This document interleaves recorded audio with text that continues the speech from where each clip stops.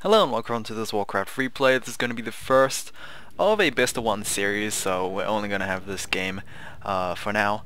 I'm only going to be casting this game for today, mainly because I'm still a little preoccupied with studying for my exams, which the next one will be on the following Tuesday.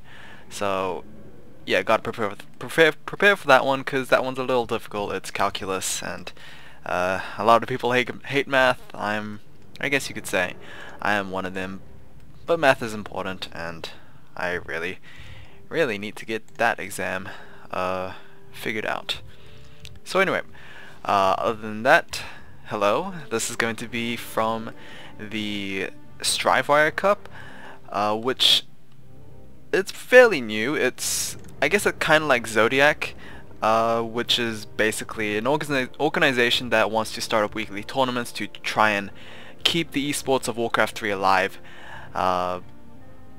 And yeah, none other did that as consistently as Zotac did, and Zotac's, I guess, removal of Warcraft 3, I guess, opened a couple of windows for other people, and Strivewire is one of them. I believe they're having their second one very soon, if not already done. So yeah, it's fairly simple. It's like Zotac. It's open to anyone, and anyone can join it. So no, this is going to be a best of one. This is not actually the round of 8. This is somewhere in the middle. I think it's the round of 32 or 16. But anyway, it's going to be on the map Amazonia between Lucifer, spawning in as the blue undead player in the top right, who is going to get himself a Death Knight first. And his opponent is going to be Cash, the red orc player in the bottom left. Now, both of these players haven't...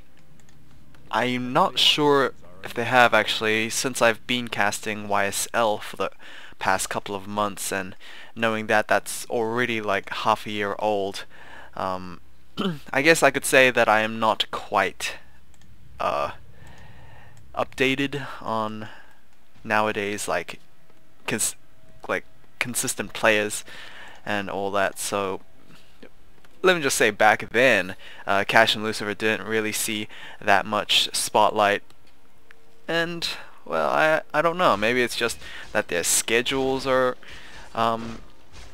maybe not the best or something like that. I know that Lucifer is Korean, so didn't have an opportunity to participate in the YSL. I'm pretty sure YSL was Chinese only, or at least the invited players were. Actually, I'm trying to remember if that is actually true. I believe it is. Obviously the comments can actually correct me if I am wrong there, but anyway, Blade Master vs Death Knight looks fairly standard for both players. We did see Lucifer going for an early graveyard, so we are going to have early Crypt Fiends out as well. Tier 2 is also on the way, hoping to pump out those slaughterhouses as quickly as possible. Slaughterhouse, I mean. We only need one for the obsidian statues. Meanwhile, Cash is going tier 2 as well. Hasn't shown whatever cards are in his hand yet, because not many buildings at tier 2 is required for an orc player. So yeah, that's, I guess, generally why. No war mill yet, so I guess that's something. I mean, sometimes players go war mill as well, but it's not weird to see it not being placed down. Blade Master did give himself the +3 agility. Dust Appearance is going to be used to spot the Blade Master. The BM is going to try and kill off that Death Knight. He's very close to doing it. I mean, he's got one more Windwalk left in him, but he needs to be a little careful not to overextend. There we go with the Death Coil and then a Windwalk, and there goes the Death Knight. That was pretty unfortunate for Lucifer. Sadly enough, his building placement's not as ideal for the Death Knight, because I mean, even if he did TP out, he had pretty much nowhere to hide from the Blade Master. The Blade Master could easily just take a couple more steps to get the final blow going, and then we would have a dead Death Knight and a wasted TP scroll. So that's generally the reasoning behind why Lucifer didn't just TP. Or at least that's what I think the reason is. Either way, that's going to put the Blade Master pretty ahead compared to the Death Knight, who is still level 1. Hopefully we'll be able to get level 2 very soon. The Blade Master is here though, and he's very close to level 3 himself, able to get that rogue kill, and it looks like some long distance creeping was able to give himself level 3 as well. Death Knight still at level 1.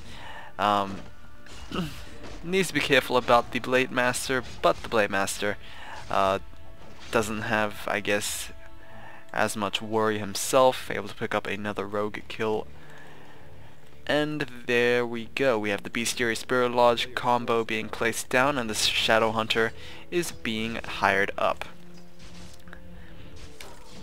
Murloc Nightcrawler camp is going to be cleared out. Maybe, just maybe, the Death Knight might be able to get himself that level 2, and he will. The Blade Master was able to, or was unable to actually get the killing blow. He kind of overestimated his damage.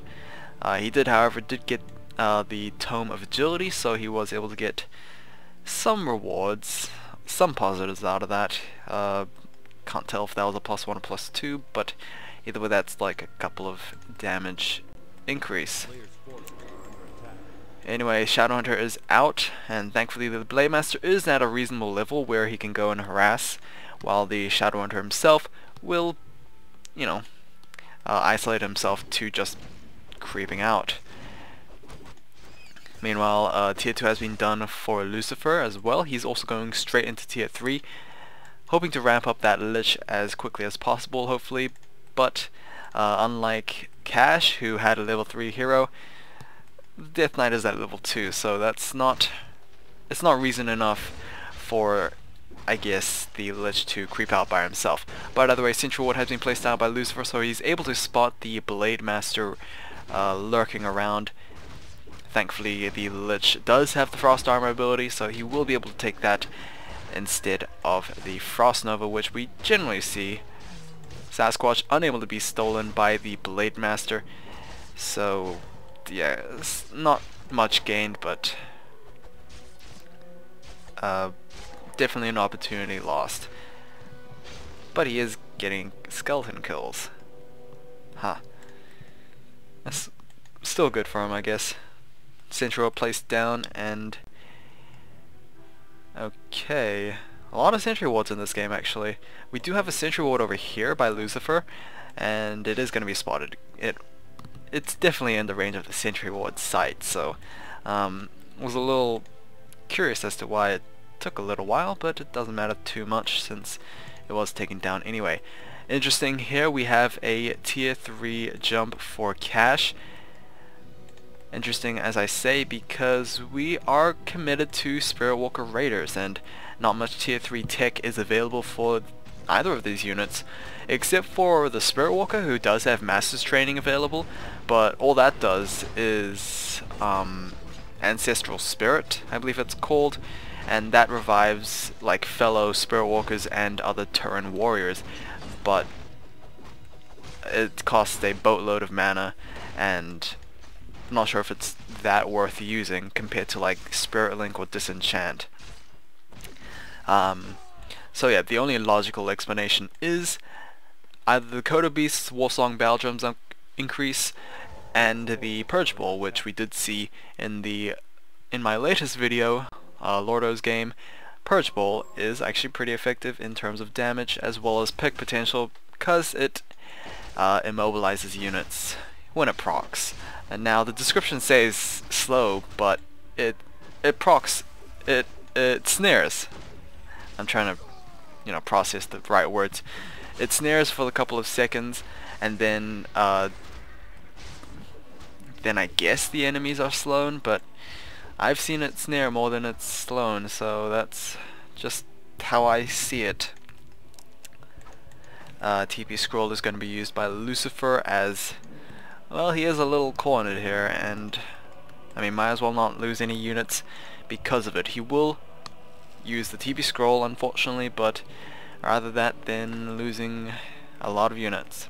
Now note that he is going double statues as well, so that's going to be a huge amount of Crypt Fiends. And Destroy Form's nearly done. So double statues don't generally discourage Spirit Walkers from being masked, but you know, you've always got to worry about the possibility, I guess. The Blade Master is roaming around. Unfortunately, Lucifer doesn't exactly have the vision to see that. Pit Lord has been hired up as the third hero, and this is a very interesting pick right here because he's gonna be mainly used for the Howl of Terror, which is one of his abilities. It basically, in an area of effect, reduces the damage of surrounding units, or at least affected units. And I mean, the Spirit Walker's probably got to do the best he can in terms of disenchant, because it's not particularly a cheap ability. And let's see the Howl of Terror in action. That is going to affect a lot of these units, and of course it is going to, I guess, counteract the Kodo Beast Warsong Battle Drums. We are going to have one destroyer up in the air. He is going to try and do as much damage as possible. We do have Troll Berserkers, which is very curious. I'll go on to that later if this game actually continues. Otherwise, well, not much to talk about if Cash loses in this instance. Not much focus fire is going on from Cash. He is focusing that destroyer, but thanks to, I guess, very clutch death coils, able to keep him alive as long as possible.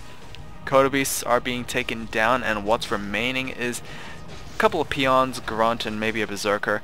But I think the scariest thing, in my opinion, is that Blade Master. He does have an invulnerability potion, and he might be able to take down the destroyer himself. He will as the Death Knight. I'm surprised he didn't save the destroyer since he had plenty of mana, but oh well. Pit Lord's gonna get chunked a little bit, but he is gonna get death coiled back to reasonable health. And I honestly think that Lucifer is in a bit of trouble right now. He's gonna lose a Crypt Fiend for it. He might pick up a healing scroll, which he does, but the fight is over, and apparently Cash was able to push back his opponent. Alright, I said I would get back to this, which is the Troll Berserkers. Very interesting selection of units for Cash. Now, I'm not sure what his upgrades are. It is currently 0-0, but he does have a War Mill, so there is the possibility of that. There's also the Kodo Beast, who does have the increased Warsong Battle Drums upgrades. So yeah, Troll Berserkers, very good against destroyers, I would say. Actually very good against any sort of air units that undead players would toss up. Gargoyles, which are unarmored, destroyers, and frost worms, which are light armored. Both of these armor types actually don't do that well against piercing. And Crypt Fiends themselves, they do reduce piercing, but at the same time Troll Berserkers are also the same thing. And of course they're a little more, the damage is not favoring them, but they do have a little bit of a steroid in terms of the ability called Berserk. It's kind of a double-edged sword though, because it's increased 50% attack speed as well as increased 50% damage received, so kind of turns you into a little bit more of a glacier cannon. Alright, level 2 has been gained on the Pit Lord. I don't imagine the Pit Lord actually benefiting off a second ability, so I think what Lucifer just wants to do is get the Pit Lord as high as he can, so he can get the stronger Howl of Terror. Either way, we now have more than 2 statue / destroyers out. Now we do have 2 destroyers. Unfortunately, there's not much to devour since the Spirit Walker count has actually gone to 0. Howl of Terror is going to hopefully affect most of these units, especially since Disenchant's no longer available. We're going to have one of the destroyers being focused down. Level 4 and level 4 has been gained for the Shadow Hunter, and the second destroyer is now being targeted. He is going to be taken down very, very quickly, thanks to the Blade Master, who is at +6 damage with his Purge Bowl. Actually, with his 3 items, but the Howl of Terror is actually affecting that calculation. Troll Berserkers are focusing the destroyers and statues, but there are the Crypt Fiends out. Will be able to be healed up by the Death Coil, and we are going to have a couple of these Crypt Fiends trying to burrow themselves to try and get away from the Blade Master. Unfortunately, there is a Sentry Ward over there from Cash, so a little bit of a wasted time for Lucifer, since, I mean, I think he had just lost 3 Crypt Fiends in a row attempting to try and hide them through the burrow. It didn't work out. Now, surprisingly enough, the peon majority army is actually pushing away this Lucifer force, and the Pit Lord might be in a little bit of trouble. Hex is coming down on the Death Knight to prevent any heals from going down. Invulnerability potion has been used thanks to the transfer of the Lich. Pit Lord, you should not go back in because you were just saved and you could possibly get killed off. Another Hex is going to come out, Death Coil to save him. And the Pit Lord looks like he isn't in the clear, but he is going to get hexed once again, and that is going to be an assassination by the Blade Master. We did see the health potion being transferred, but you know, when you're a frog you can't exactly take a health pot. So yeah, nicely done from Cash actually. It's very weird to me because Troll Berserkers aren't proving themselves to be the perfect counter, but they're I guess they're cheap enough and able to be produced quick enough that they're worth training. I mean, I think the main carry is both the Shadow Hunter and the Blade Master right now, because every time, like every fight, we don't see any like survivors from the Berserker count. We've seen replacements, and that kind of speaks volume, I think. Of course, these double Coda Beasts also help as well, able to take 2 units out. You know, during a fight is actually very vital. And I wish Lucifer would stop buying those Rod Necromancies, because the Rod is actually a very expensive item, if you don't know, and I don't know how worth it having timed skeletons are. I mean, I think it's more goal efficient to just hire up acolytes and then toss them around, because I don't know actually, since it is 4 charges and 2 per use. I guess it is a little more gold efficient, but at the same time it's I mean, he could probably scout with something else. I'm just saying here. Acolytes might not actually be gold efficient, since it's 60 gold or 70 gold for 1 unit. Blade Master is lurking around, but there we go with reinforcements. We are going to have a Frost Nova on a Raider, and he's going to be taken down. We are hopefully going to trade with a Crypt Fiend. The Blade Master is going for that one. Raider is going to fall as well, and level 4 has been gained on the Lich, so he has level 2 Frost Nova as well as Frost Armor. We probably need to see a little more Frost Armors being tossed out, but unfortunately the Orb attack is ranged, so it doesn't actually affect the Blade Master. There we go with the Frost Armor, but at the same time the Crypt Fiend's gonna burrow himself. Pit Lord is hopefully able to toss out as many Howls of Terrors as possible. We are gonna have those Berserks being used. As you can see, the red highlights on their spares. Thankfully the Shadow Hunter is able to keep as many as alive as possible. The Blade Master is making quick work out of that Pit Lord, but with the Frost Armor I think it might be a little too problematic to try and take down. We're going to have a Purge proc once again on the Death Knight, and hopefully we'll be able to pick off this hero. There we go with an Ensnare and maybe a possible Purge proc coming in. Doesn't look like that's going to happen, but with the Hex, there we go with the Purge. We do have that looks like a Death Pact being used by the Death Knight, so yep.